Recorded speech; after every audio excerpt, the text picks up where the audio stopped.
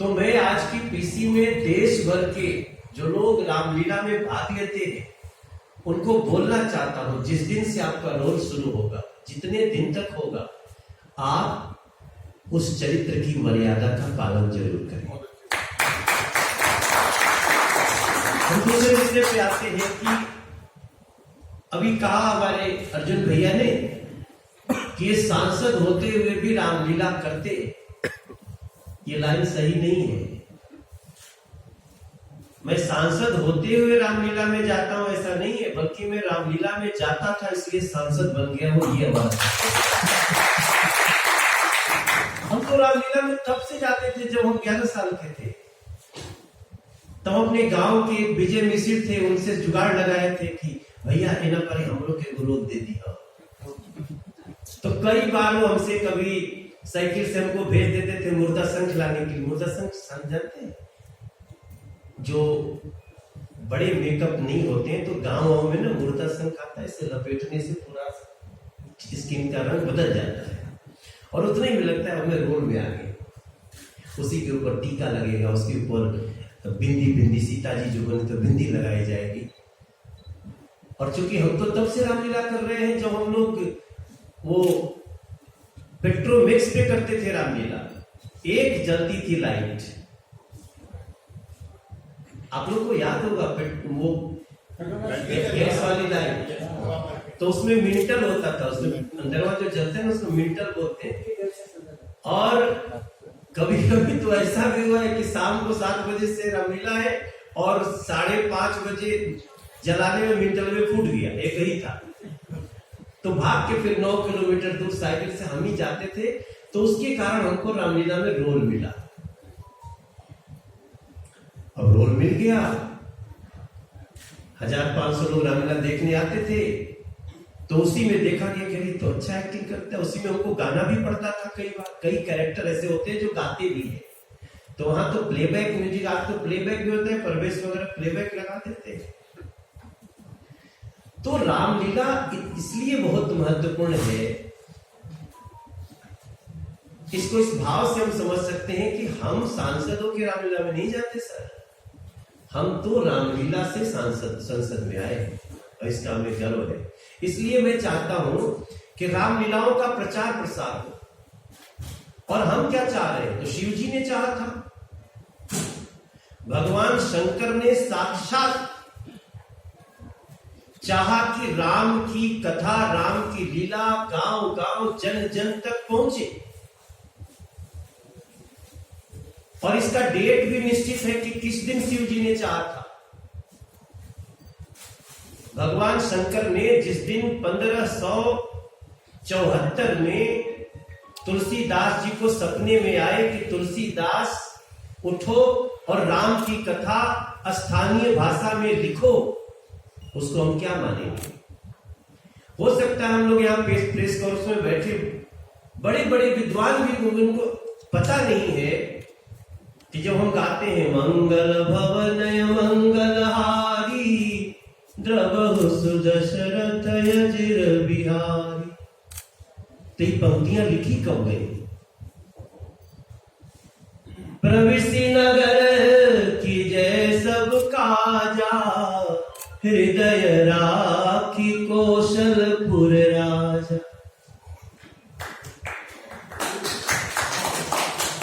अगर किसी लड़की की शादी हो रही है, उसमें अगर उसको आशीर्वाद दिया जाए कि सुनो सिय सत्य शीस हमारी, पूरी मन कामना तुम्हारी, तो ये लाइनें लिखी कब गई? क्या ये लाइनें तब लिखी गई थी जब भगवान राम थे, या उसके 50 साल बाद लिखी गई थी? ये लाइनें तो भगवान शंकर ने तुलसीदास जी को 1574 में अयोध्या जी में राम मंदिर टूटने के बाद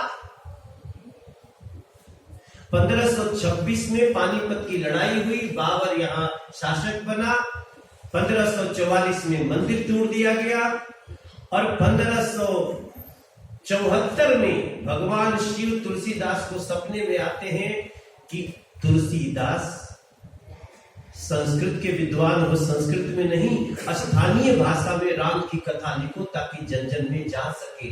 तब जाके 1577 में 2.5 साल अयोध्या जी में रह के तुलसीदास जी ने रामचरितमानस की रचना की। और ये मनोज तिवारी बता रहे ऐसा नहीं है, ये हर रामचरितमानस के पहले 15 पृष्ठ में लिखा हुआ है, किसी ने पढ़ा ही नहीं, क्योंकि हमने समझ लिया रामचरितमानस लाल कपड़ा में रख के पूजा करने वाला है। हमने पढ़ा नहीं इसको। जिनको कथा करना था वो पढ़े, जिनको रामलीला करनी थी वो पढ़े। तो जिस रामलीला, राम की कथा से मर्यादा का वास होता है। अभी मैंने कन्हैया मित्तल आ रहे हैं, उनको मैंने कहा कन्हैया एक गाना बनाते हैं हम लोग कि हम राम के वंशज हैं, जग जीत के आएंगे। हम राम के वंशज हैं, जग जीत के आएंगे। मर्यादा में रहना दुनिया को सिखाएंगे। हमारे राम तो मर्यादा पुरुषोत्तम है। दुनिया के किसी धर्म को राम के चरित्र से, राम की कहानियों से कुछ भी वितरेक हो ही नहीं सकता है। कोई झगड़ा ही नहीं उनका। झगड़ा सिर्फ राजनीतिक दलों को था। इसलिए मैं चाहता हूं कि रामलीलाओं का जोर हो। लौकुश रामलीला तो बहुत बड़ी रामलीला समिति है। मैं जब पहले 2 साल वहां रोल किया तो मैं जाकर के प्रधानमंत्री जी को बताया कि सर, आप जहां जाते हैं, रावण को जहां प्रधानमंत्री जी लोग जाते हैं बाण मारने के लिए, वो ये थोड़ी था कि ये कई जगह बाण मारे थे। आपको तो घूम घूम के रावण को मारना चाहिए। फिर उसके बाद वो लौकुश रामलीला समिति में भी आया। वो दिन हमारे लिए भी बहुत गर्व का था। आप लोगों ने निवेदन किया, हम लोगों ने, हम सांसदों ने बात की, वो वहां आए, फिर वो द्वारका भी चले गए। अब कुछ लोग, एक विशेष बात और बताऊं कि कुछ लोगों ने रावण दहन के दिन तीर तो चलाया। रावण, कुंभकर्ण और तीसरा कौन? मेघनाद। इन तीनों को मारने के लिए बाण चलाया, लेकिन घर आके राम के औचित्य पे ही प्रश्न उठा दिया उन्होंने कि राम थे ही नहीं, राम सेतु है ही नहीं, ये सब बकवास है, कल्पना है। और ये कौन लोग कहे जो वर्षों से रावण दहन करने के लिए तीर चला रहे थे। तो समझ में नहीं आता है कि जो तीर मार रहे थे वो सही था या जो बाद में कह रहे हैं वो सही है। इसलिए रामलीला होना बड़ा पुण्य का काम है।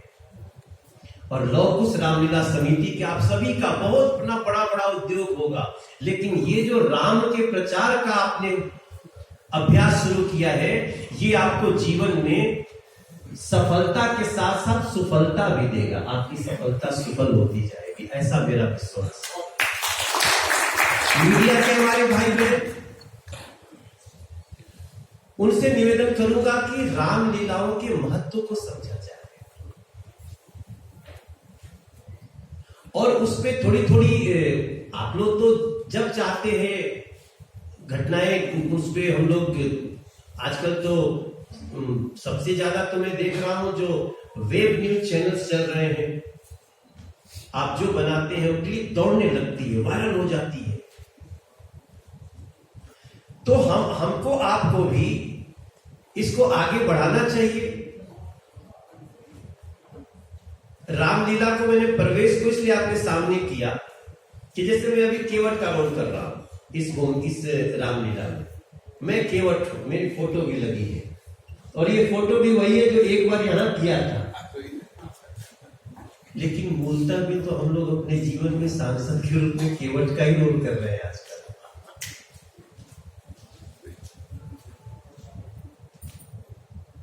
केवट बहुत ज्ञानी भी था, उसको पता था ये जो आए हैं ना आज नाव से पार होने सामान्य नहीं है, लेकिन इनके नाव में जाने से दिक्कत नहीं, इनके पैर की धूली हमको आज चाहिए, पूरे परिवार को, पूरे हमारे राज को। निषाद राज थे वो, तो वो तो मैं कर रहा हूं। लेकिन मैं प्रवेश वेंकटेश जैसे डायरेक्टर को और देश के सभी रामलीला डायरेक्टर्स को बोलना चाहता हूं कि आप रामलीला में आए हुए दोष को भी समाप्त करो। समय के साथ हम लोग सोचते हैं कि हम तो नाटक कर रहे हैं, लीला कर रहे हैं, चलो ये नहीं वो सही बने, जब थोड़ा ज्यादा बोलेगा, अच्छा बोलेगा, अच्छी एक्टिंग करेगा, नहीं करेगा, कर देंगे। लेकिन हमारी रामलीला ने बहुत दोष भी, और कई सीरियल बनाने वाले लोगों ने भी दोष को दिखा दिया। जैसे एक विषय आज मैं आपको देता हूं कि दो घटनाएं आप याद करिए रामलीला में जो होती है, जो लोग समझते हैं और जो सच्चाई है। पहला है कि परशुराम ने सारे क्षत्रियों को धरती से 21 बार काट दिया।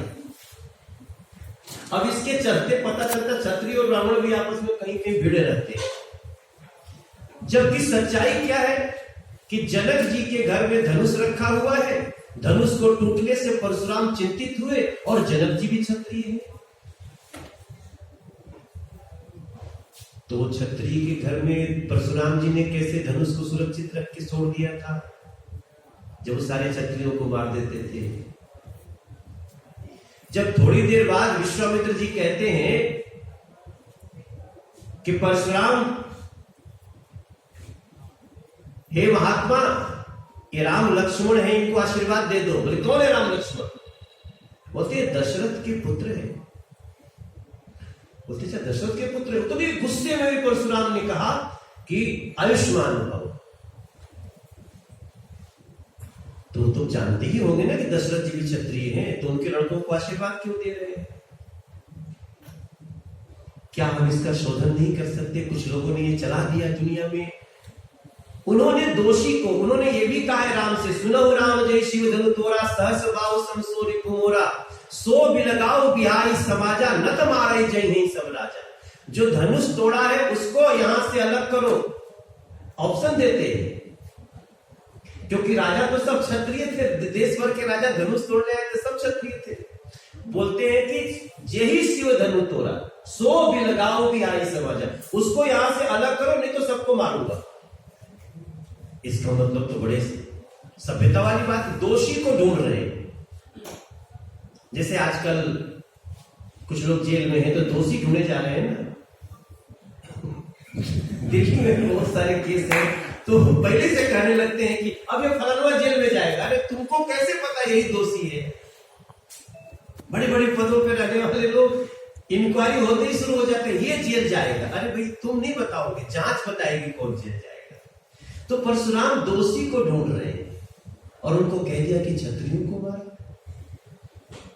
जो अत्याचारी थे, राजा तो क्षत्रिय होते थे, उस समय उनको सजा दिया। इसको गलत ढंग से दिया। प्रवेश की जिम्मेदारी है, क्योंकि अर्जुन जी को थोड़ी पता चलेगा, सत्यभूषण जी को, पवन जी को, सुभाष जी को थोड़ी पता चलेगा। हमको जो डायलॉग दोगे हम बोल देंगे, हम तो थोड़ा रिसर्च करने वाला, अरुण को क्या पता चलेगा? बोले जो वो लिखा है वही सही है, कई साल से होता आ रहा है। अब एक दूसरा उदाहरण सुनिए।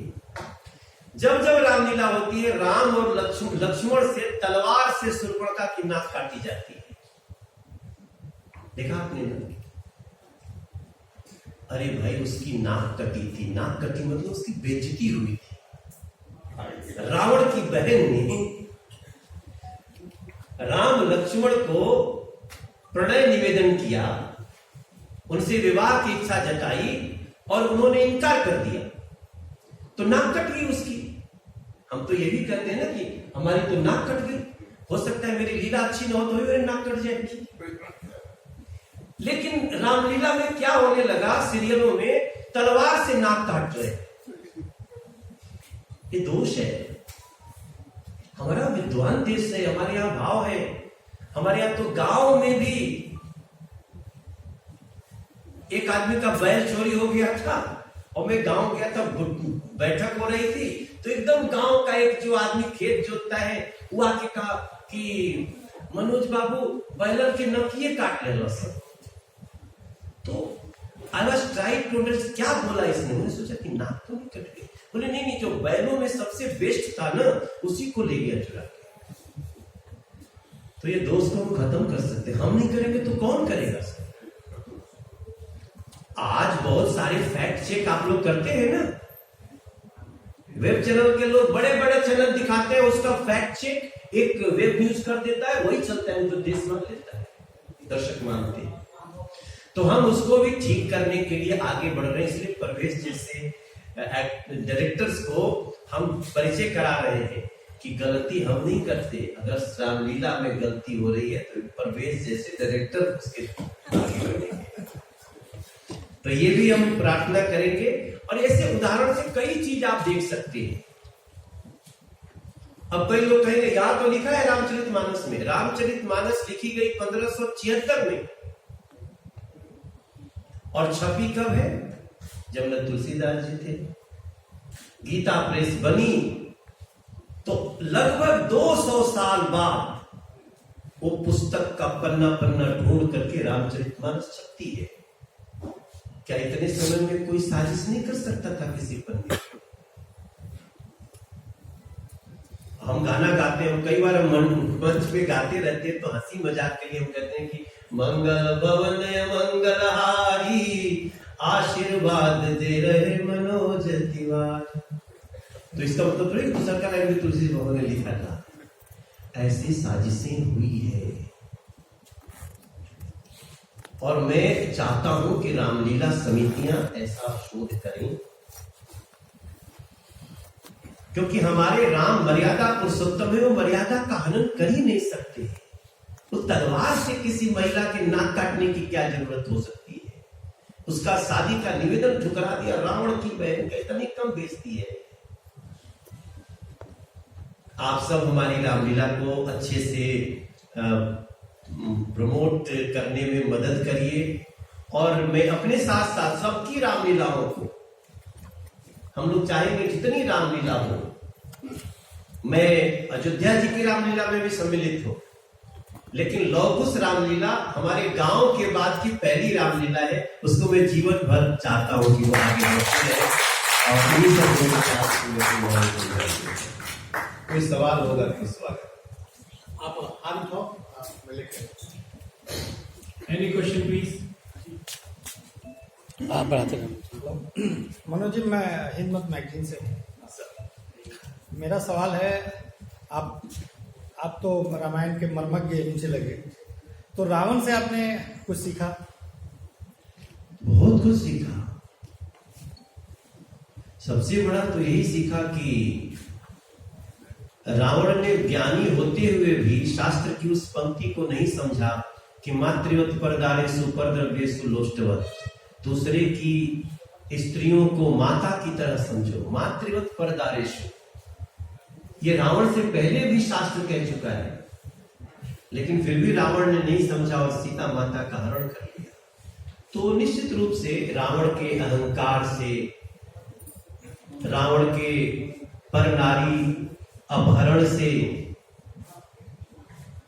इससे बहुत कुछ सीखने लायक है। और मैं समझता हूं कि सांसदों को तो जरूर ही सीखना चाहिए, मंत्रियों को भी सीखना चाहिए। मनोज जी, राजेश और दिल्ली रहनी है सर। मेरा सवाल ये था सर, जैसे आप अभी नेता भी बड़े और नेता भी बड़े हैं, तो जिस तरह से आपको वास्तविक जीवन में इस बार केवट का जो किरदार निभा रहे हैं, एक बहुत ही छोटा सा और नीच जाति से केवट जी को बताते हैं, जिस तरह से आपके कार्यकर्ता जो आते हैं तो उनको किस तरह से लेते हैं, जो काफ़ी छोटे और उनकी जो समस्याएं होती हैं, आपके जीवन में कितना असर पड़ा है इसका, जब वो आप इसके नेता बनने के बाद जब उनसे? देखिए, बहुत अच्छा सवाल है आपका कि राम ने यही तो बताने की कोशिश की, किसी की जाति छोटी हो सकती है मगर इस आधार पे उससे भेदभाव नहीं किया जा सकता।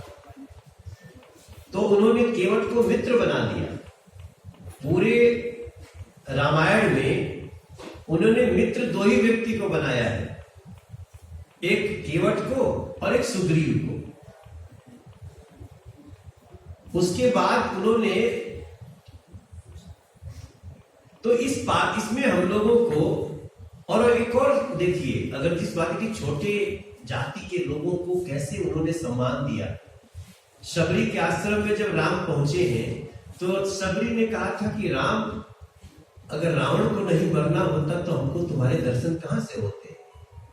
तो राम ने कहा था कि मां ये गलत है, दुनिया ये याद करनी चाहिए कि मैं शबरी मां से आशीर्वाद लेकर के रावण जैसे अत्याचारी को भी मार सकता हूं। तो ये तो सोचने की बात है सर। राम ने जितने दिए हैं संकेत, वो केवट के मार्फत वो हमको आपको जीवन में उतारना ही चाहिए। हर व्यक्ति उतार सकता है। इसी को मैं बार बार कहता हूं कि सबका राम कनेक्शन है। स्टूडेंट का राम कनेक्शन है,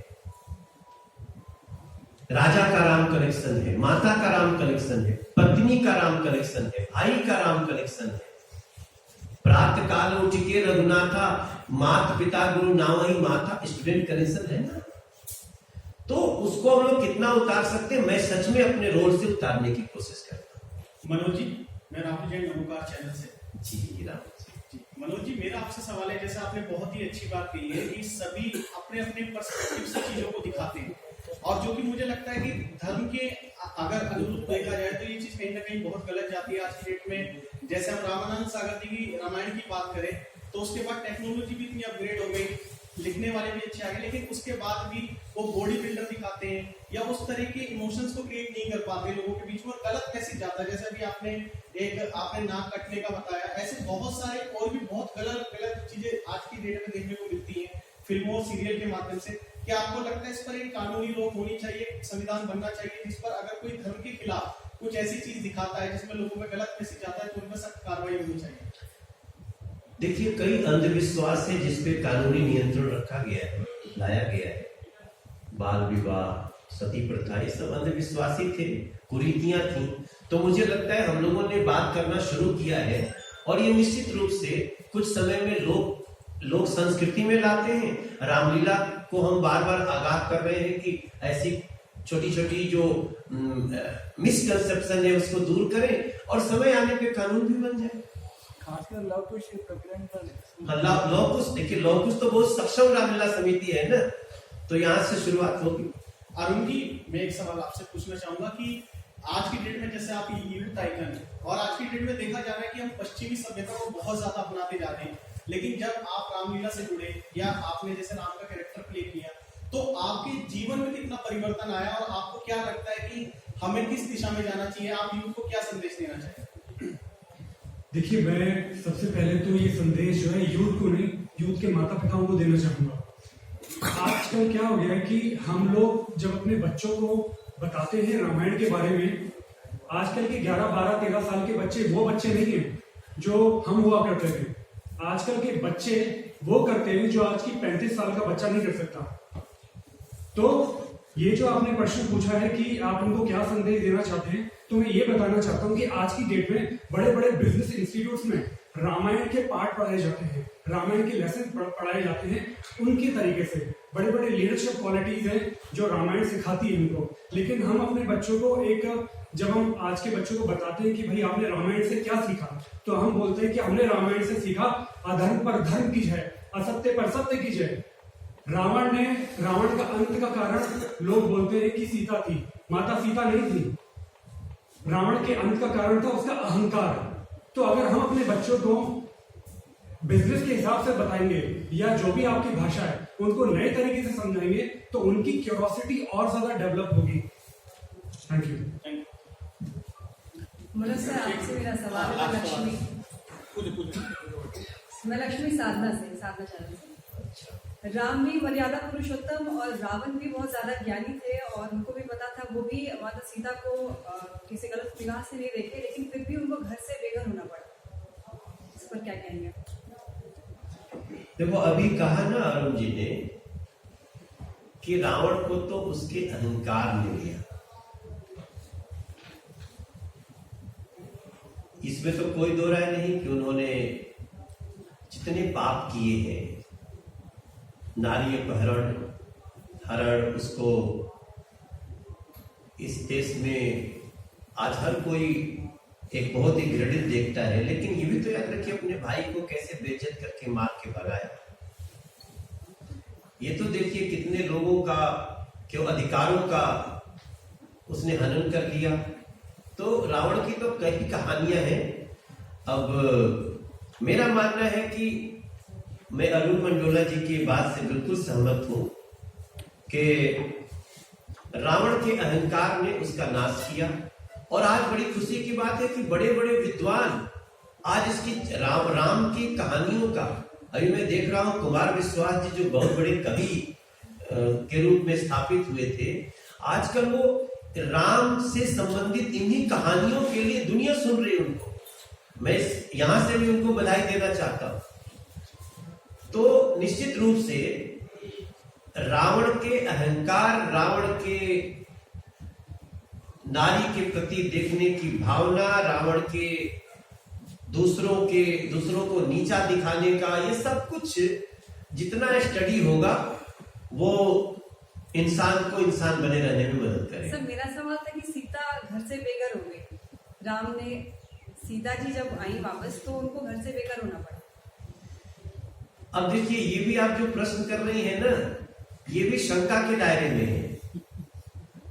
वाल्मीकि रामायण जी को आप पढ़िए तो वाल्मीकि जी ने तो लिखा है कि राज्याभिषेक के 16 साल 100 साल तक राम और सीता अयोध्या जी में राज किए। लेकिन एक ये भी कहानी जोड़ दी गई उत्तरकांड ला के। तो मैं बताऊं कि मैं इस बात पे अभी शोध कर रहा हूं और मुझे लगता है हम सबको शोध करना चाहिए, क्योंकि जब 1600 साल तक भगवान राम और सीता ने अयोध्या जी में राज किया, ये अगर वाल्मीकि रामायण लिखती है जो कि उसी समय लिखी हुई है, तो फिर उसमें इस तरह के भाग जोड़ने वाले कौन है? मैं इस पे बिना कमेंट किए मैं चाहता हूं कि देश शोध करे। सर, जो नर और नारायण का है, जैसे विष्णु जो है, राम उनका प्रतिरूप है, राम भगवान, और लक्ष्मण, अब कहा जा रहा है कि जैसे लक्ष्मण किसी रूप में राम रहते हैं और किसी में राम उनके वो रहते हैं, यंगर ब्रदर। तो उसमें क्या है sir, what is the actual methodology? मैं समझ नहीं पा रहा हूं। सर मैं बोल रहा हूँ कि जो राम और लक्ष्मण है उनको शायद नर और नारायण बोला गया है, अगर मैं सही बोल रहा हूँ। नहीं, राम और लक्ष्मण को नर और नारायण कभी विष्णु, नहीं बोला। अच्छा विष्णु का रूप। राम को ही नर और नारायण बोला जाता है। एक ही राम नर भी है, नर तो है, मनुष्य रूप में आए, हाँ जी। और नारायण है, तो नर और नारायण उन्हीं को बोला गया। कृष्ण को भी नर और नारायण बोला गया। जो भी भगवान के अवतार हुए हैं उसको नर नारायण बोला गया। जी सर, बिसरक गांव SNI न्यूज़ एजेंसी है उससे। दूसरा बिसरक गांव है, रावण वहां के थे, गौतम बुद्ध नगर, वहां राम जी रावण वहीं के थे। हाँ, वहीं के थे। अरे नया जानकारी।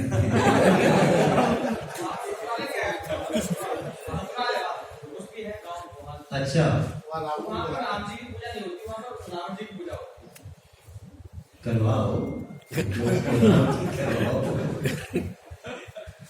इसका मुझे जानकारी नहीं है। ये सब बहुत सारी किंवदंतियां हैं। धन्यवाद, बहुत बहुत धन्यवाद। और आप सबसे मेरा प्रार्थना है, लव कुश रामलीला समिति में भी आप सब मीडिया के लोग आए।